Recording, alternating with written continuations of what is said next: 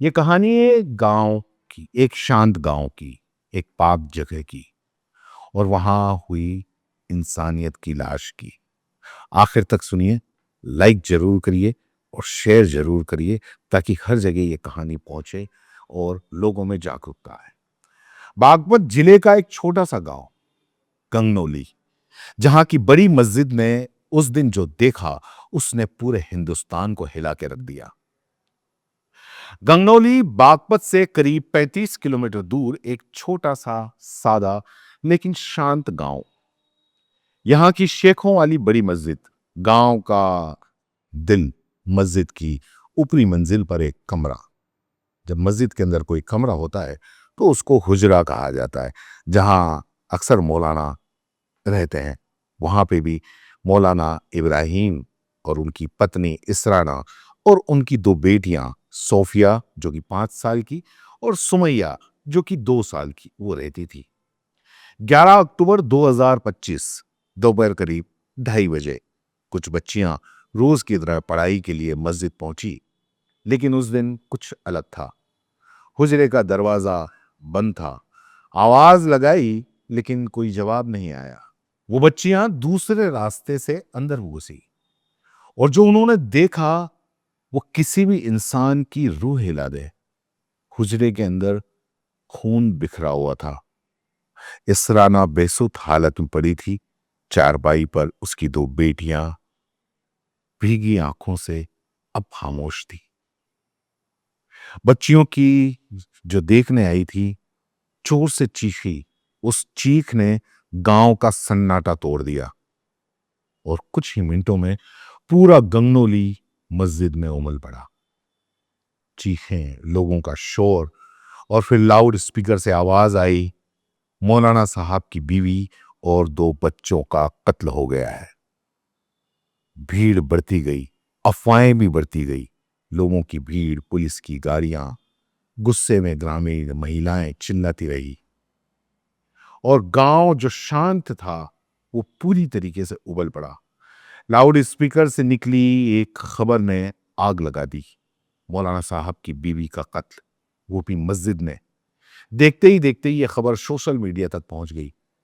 लोगों ने उंगलियां उठाई और आरोप लगा दिया कि यह कत्ल खुद मौलाना ने करवाया है। थाना दोगट की police, SP Suraj Kumar Roy, SP ASP Praveen Kumar, CO Vijay Kumar, पूरा प्रशासनिक अमला मौके पर पहुंचा। लेकिन हालात ऐसे थे कि पुलिस को खुद को बचाने के लिए मशक्कत करनी पड़ी। गांव वाले पुलिस पर ही भड़क गए। बाद में जांच हुई। सीसीटीवी जो थे, उसके डीवीआर फुटेज, स्क्रीन, पुलिस अफसर, सारा कंप्यूटर पे जूम करके हर चीज देखते रहे।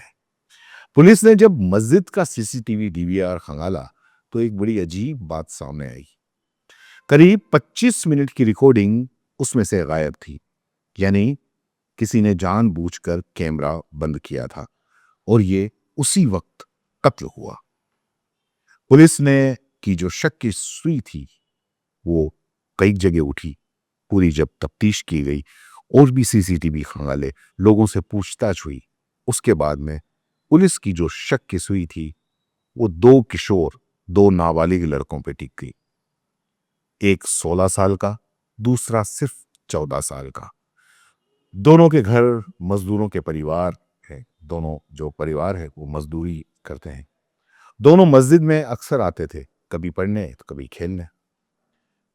जब पुलिस ने उनसे पूछताछ करी, पहले टाल मटोल करते रहे, लेकिन बाद में जब पुलिस ने थोड़ी सी सख्ती बरती तो सब कुछ उन्होंने कबूल किया।